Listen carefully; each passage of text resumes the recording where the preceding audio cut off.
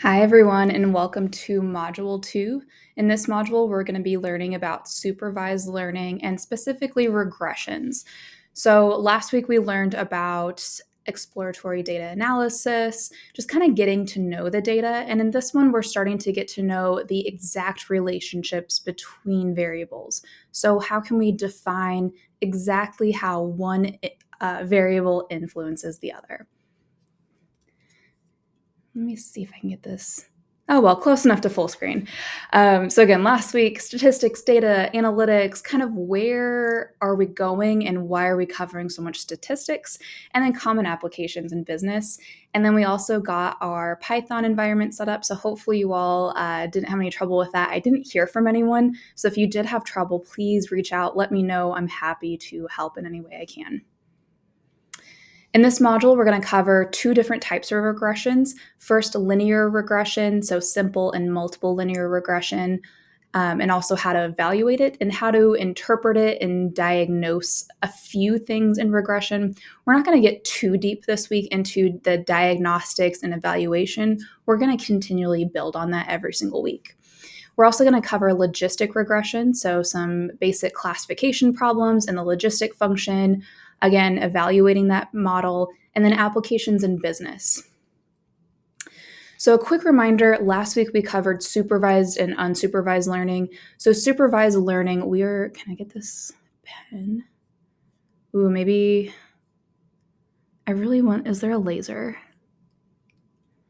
Sorry, I'm going to play with this for just a second. Oh, well, I'm going to do the pen. So supervised learning, we have all of this data and we want to split it up. So we want to be able to pick out these red triangles and the green circles and the purple squares and be able to say, this is where these all go. And depending on if we're looking at classification or a standard regression, so classification, we're going to pick out the exact categories, or a numerical regression, I want to know about where these all fall on a numerical line. We're going to do supervised learning because we are the supervisors. We are going to split the data into two parts, the training set and the testing set.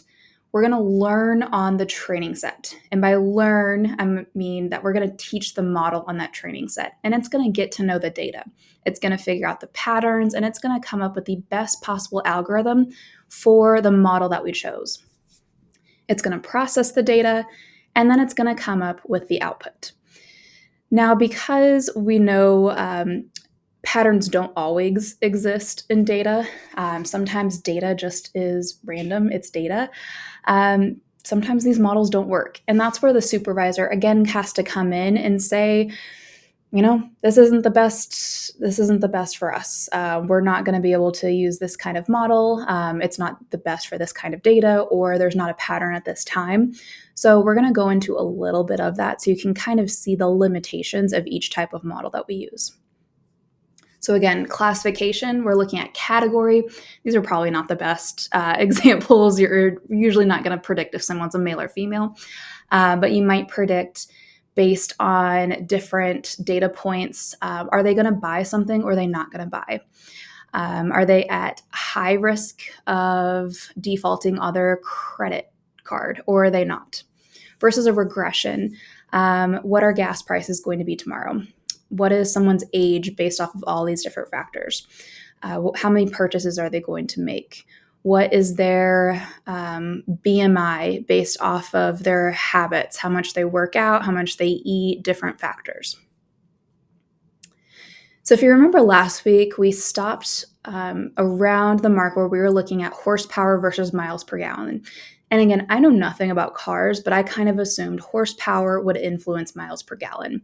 So horsepower, I'm assuming more powerful a car is, the less fuel efficient it is. So as horsepower increases, the miles per gallon will decrease. We were able to calculate that correlation coefficient, and we found that it was negative, which meant that as one goes up, the other goes down. So as horsepower increases, miles per gallon decreases. The opposite is also true. So as miles per gallon increases, horsepower decreases. The trick here, and the trick with a lot of the things we do in data, is that we have discovered that these two variables are correlated. We haven't figured out exactly the relationship. We are going to figure out the relationship today. We don't know what causes that. And that's where the domain knowledge, the business knowledge comes in. So, again, I don't know a lot about cars. I do know that horsepower is the one that influences miles per gallon.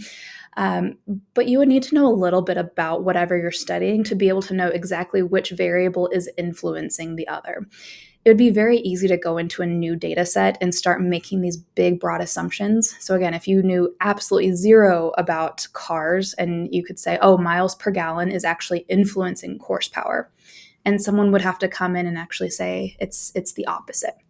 It's the classic correlation and causation example is that crime increases as ice cream sales increase. And in reality, there's actually a third variable going on. It's that the summertime crime typically increases in the summertime. People are outside, there's no school going on, people get in trouble. So crime increases as the temperature increases, and ice cream sales also increase as the temperature increases. So, again, correlation does not imply causation. So, just be careful as we're looking at these data points. Correlation tells us the strength and direction of the relationship. So we knew it was negative and we knew it was pretty strong. The correlation was about negative 0.77. And we're looking at a scale of -1 to +1. So that's relatively strong, but we don't know the exact nature. And by nature, I mean for every unit of horsepower, again, not a car person, for every unit of horsepower, how does that influence miles per gallon? And that is my cat breaking into my office. So we know horsepower and miles per gallon are negatively correlated. So as one increases, the other will decrease. But what we want to find out is for every unit of horsepower increase, what is the unit of miles per gallon decrease? So what is that exact number? And that's where we get into linear regression. A lot of this is going to seem familiar because it's actually what you've been doing for a very long time. We're just adding some additional tools so you don't have to solve it by hand anymore, which is fantastic. So, linear regression and regression analysis in general allows us to estimate the relationship between two or more variables. So, we're going to start simple with just two variables. That's simple linear regression, but we're going to move up to more and more. Now, one little note, when we're looking at two variables, it's really easy to look at it on a chart like I have right here. Once we add more variables, it's really hard to visualize. So just stick with two variables every time you want to visualize it. When you add more, you can maybe try to make a 3D chart with three variables. After that, it's a mess. Don't try to make a chart. So this is all based on the straight line formula, y equals mx plus b. So remember the slope line formula and calculating slope rise over run, all of that. That's where this comes into play. We're actually going to take these data points and we are going to try to find the line best fit. And I'm going to try to pause it so I can make sure the cat stays out. Okay, cat is out. So the simple linear regression, like I mentioned, that's just two variables. It's also called bivariate linear regression. So bi meaning two, variate variables, two variable linear regression.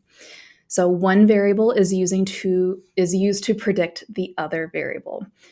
So x is going to be used to predict y. So instead of y equals mx plus b, we're just rearranging it a little bit so that it works for this specific formula. It's the exact same formula. We're just rearranging it so it's in the format that we like it for our this specific topic. But y is our predicted variable. It's our dependent variable because it depends on the other variables. That's the trick I still use, even though I majored in stats. I should know this by heart by now. Y depends on the other variable, so it's a dependent variable. X is our independent variable. It's the variable used to predict y. So that's just the basics, x and y. It's where we're plotting those dots on the graph, just x and y. So we still have a and b to deal with. So remember y equals mx plus b. So we've just rearranged it. A is the intercept. So that's that point where the line will cross the y-axis when x equals 0. So that makes sense. If you plug in 0 here for x, this term goes away. So it's just where y passes through the axis when x is 0. And then B is our slope. So it's the change in y for any 1 unit change in x. So if x goes up by 1, this is the change in y. The way that we're going to learn the linear regression model is the least squares method, also called ordinary least squares, or OLS. This is essentially that we're going to take all of our data points, and you see it's approximately linear. It looks like we should just draw this line right here. And OLS, least squares, means that we want the error term. So the difference between each of these dots and the line that we draw, we want to minimize that error as much as possible. So again, the error term, or the residual, is the difference between the dot and the line. So that's where we got it a little bit wrong. Your error is going to be greater than 0. If you ever just get it spot on, you probably cheated, right? There's no way anything is perfectly linear in the real world. That just doesn't happen. So we're going to have some errors, and that's okay. So we're going to draw that line, look at the errors, and the reason why we look at the total square error, and we're looking at the total square error, so all of the errors, and we're squaring it, is because your errors should be approximately evenly distributed between above and below the line. So some of your errors are actually going to be negative and some are going to be positive, and that's a good thing. If they were all above the line, that just means you should move the line up a little bit, right? So your line should be about midway through all of the dots. So when we square that total error, that means we're making all of the error terms positive. And then we can see exactly our error terms. How much error do we have in here? What's going on? So again, what we have here, x and y, that A term was our intercept. Sometimes it's also labeled as beta 0 or beta naught, but just know it's the term that's not with a variable, so it's the constant that's by itself. And for every change in x, we're looking at that coefficient, that number that's next to the x, that's the change in y. So if x changes 1, that coefficient will tell us what should we expect in y. And again, that intercept tells us where should the line start. When we get into multiple linear regression, it's the exact same concept as the bivariate or the simple linear regression, but we have more than one independent variable. And that's pretty common because we usually don't have just one variable influencing another. There's typically multiple factors at play. So all we've added here is that we have y equals a plus bx, but instead of just one of these terms, we have b1 x1, b2 x2, and so on. So it's like, let me think of a good example. So I mentioned the BMI earlier. So if we had BMI as our y term, we're trying to predict someone's BMI. We have our constant term, our slope, and maybe some of our variables are age, because typically weight increases by age, maybe minutes of exercise per week, maybe muscle mass, maybe some other variables. I hesitate to say height because remember, height goes into the BMI calculation. That's an issue we'll talk about another day. But we'll have all of those variables together and we create that larger equation. So again, it's more difficult to visualize because our brains are better at 2D and 3D. It's harder to get into how do we visualize multiple variables on this graph. But you can see where that can be really useful. It's like if we looked at sales for an organization. We'd have our constant term, but then maybe it's phone calls times whatever coefficient we have. Maybe it's number of leads from last month that hadn't purchased anything. Maybe it's we look at our marketing budget for that month. Maybe we look at any promotions that we have times the coefficient. All of that comes into play and we can kind of figure out what what should we expect in sales this month? This is a really, really powerful tool. It tells us which factors predict the dependent variable. So by knowing in this equation which variables are actually meaningful in the equation, we know which variables influence our Y, our dependent variable. So that's really important. Like I said, in business, if we were talking about number of sales, we could tell our salespeople the more calls, the better we do in sales. It sounds intuitive, but we can actually put numbers behind it, and that gives people more push to do the things that the statistics tell us are good. It tells us how each factor influences the dependent variable, and that's the positive or negative side. So while I have positives in these, that B term, that coefficient, might be negative. So just like the coefficient, the correlation coefficient might be negative, so might these terms. So in this one, the horsepower, it was negative. It would likely be negative in the equation as well. And then it also tells us how much each factor influences the dependent variable. And that's the exact number of the coefficient. So again, where the correlation kind of tells us that, regression tells us more specifics. Correlation tells us the strength. Regression tells us the exact how much, the exact factor of how much the variables influence the other. So we've created our model, we've created this really great line, we think it looks good, but we need to actually figure out, is this okay to use? And we're going to do that in a few different ways. The first one is called the coefficient of determination. If you want to sound fancy, it's R squared. So R squared is the percentage of variation in the dependent variable that is explained by the independent variables. So in simple terms, that's like in our business example, that's saying that the percentage of variation in how much we sell each month is explained by the variables that we are putting in the model. So a higher R squared is good. It ranges from 0 to 1. So we might get a 0.2, a 0.8, a 0.99. Higher numbers are better. So if we got a 0.8, for example, that tells us that 80% of the variation in our sales numbers are explained by the variables in that model, which means only 20% is either variables we haven't discovered yet or random chance. Now, I have this asterisk down here that higher is better. Usually, yes. The problem with R squared and models in general is that you don't want to be too good.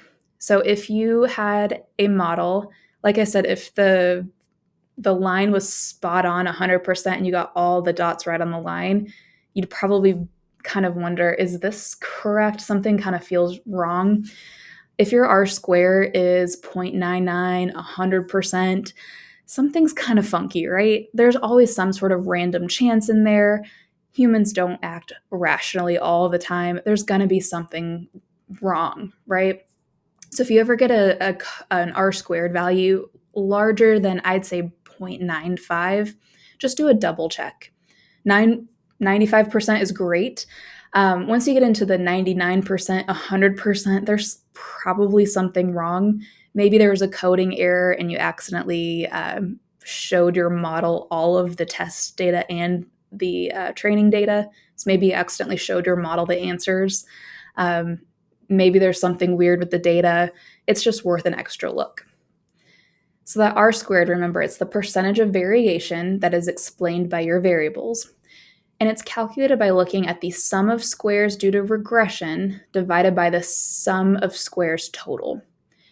Thankfully for us, this is built into all of the coding that we do. So no, it's based off of these, the sum of square errors. So looking at those error terms, R squared is the percentage of variation explained by your variables. So a little bit of the statistics behind the regression model and why it works is that if you think back to hypothesis testing, our null hypothesis is that the coefficients of any of our variables are 0. Our null hypothesis is that there's no relationship between our variables. Our alternative hypothesis, the one that we're testing, is that there is some sort of relationship. So that's what we're testing here. We are trying to figure out, is there a relationship between our variables? So even though we're doing machine learning, it's supervised learning, we're starting to get into something a little bit fancier. It's all still based in statistics. If you want to read more, feel free. I'm happy to give resources. I won't go too deep into the stats on this one, I promise. But just know this is still based in hypothesis testing. There are some cautions though. So when you go into regression, again, it's a statistical tool. It is not a cause and effect statement. So by making a regression model, you can't definitely say that these two variables are related because one influences the other. This takes a lot more business knowledge and understanding of your underlying data. There is not really one foolproof way that says this is how you say that two things are caused or one causes the other. You just have to know your data, do the statistics, and be careful. And regression analysis should not be applied outside the boundaries of the data used to used to develop the regression model. And in that sense, that means we should not create the model in a very specific circumstance and then try to apply it in a completely different circumstance. So, for example, we shouldn't use that BMI calculation for adults, and then try to apply it to children, which another can of worms. BMI is kind of bad anyway.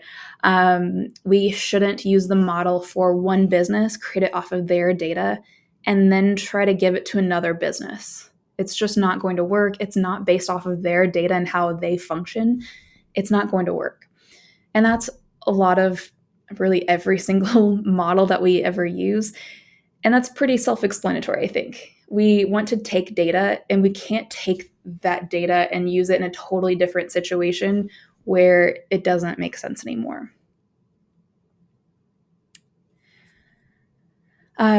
One other thing to think about with linear regression is that we are looking at numerical values, but you can also use categorical variables, qualitative variables. You just have to do a little bit of changing first to make sure that it works with your model. So if you want to use things like male or female, married, single, on sale or regular price, you just have to do this thing called dummy variables.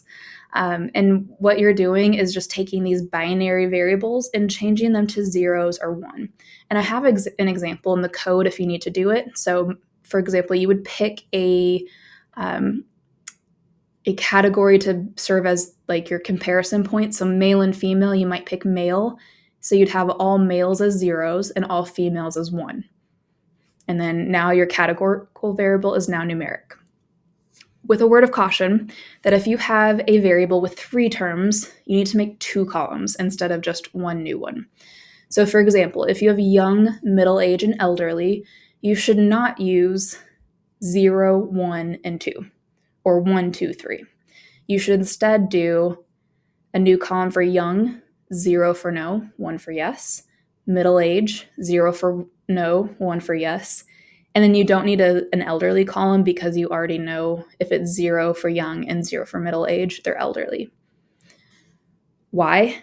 And that's because you are actually introducing false data into your data set. You're introducing sequential values, and that means you're adding an ordered relationship, which means that elderly is actually greater than young, which kind of makes sense in terms of age, but in other circumstances, it would not make any sense. So, for example, if you were doing male, female, non binary, other, and you did 1, 2, 3, 4, you're suddenly giving more weight to the other when really you're just trying to say which category do they belong to. You're not trying to say that one comes after the other or one should have more weight than the other. So you're introducing false weights by not having these separate columns. So just be really careful when you do this. Take your time and know, what are you actually trying to do?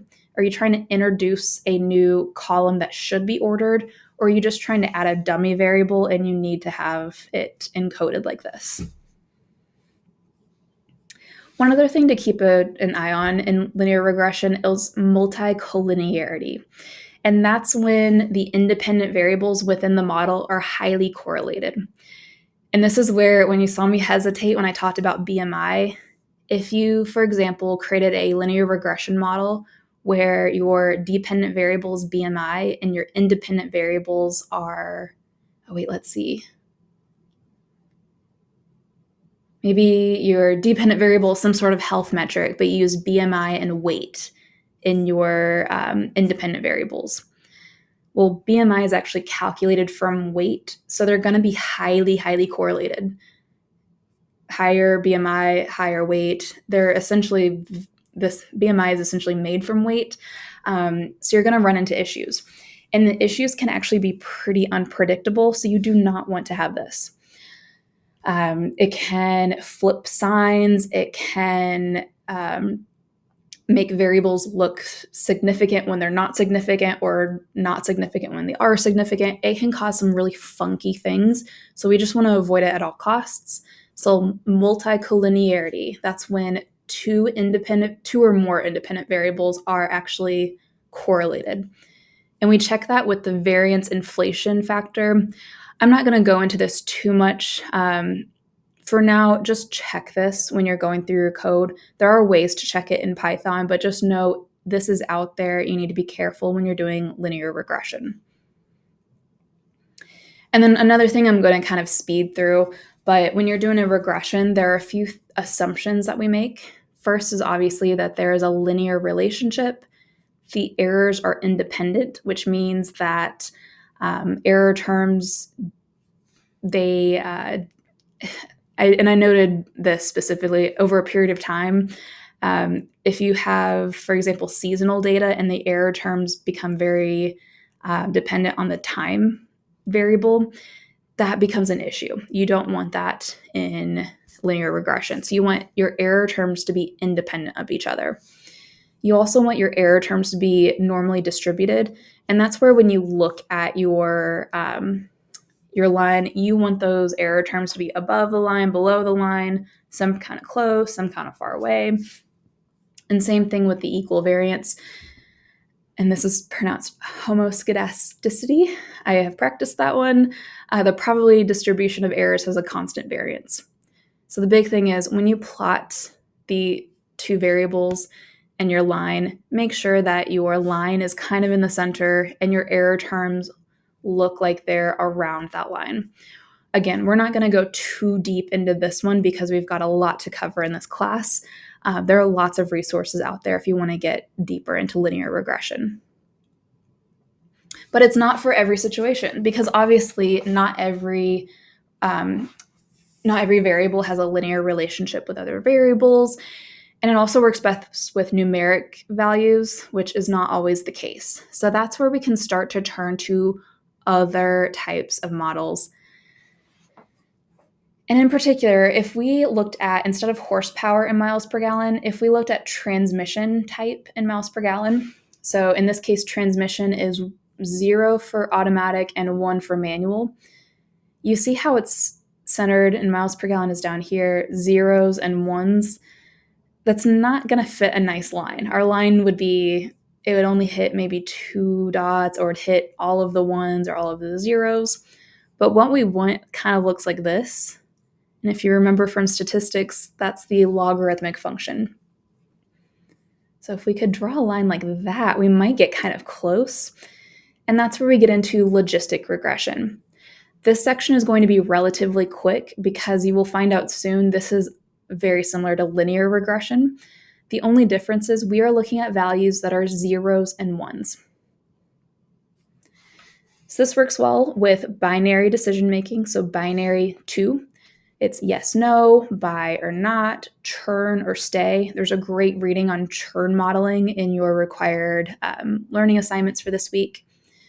So we are looking at zeros and ones for our dependent variable, our y. So your dependent variable should be only zeros and ones for logistic regression. This is a nice one, and it's very similar to linear regression. It's pretty fast. It's computationally efficient. Even if you have a lot of data, it's easy to predict on new data. And it's relatively easy to explain to a business user. You'll see there's a lot of stats involved deep down. But once you get into the actual prediction part, it's relatively easy to explain to someone that this model predicts one category or the other. And it's a lot easier to explain than some of the other classification models. So while this is called a regression, it really is a classification model. It's called a regression as you'll see, it's based in the statistics of a linear regression. So I'm just going to quickly go through this. Don't get scared by all the math. But essentially, you start out with your linear equation.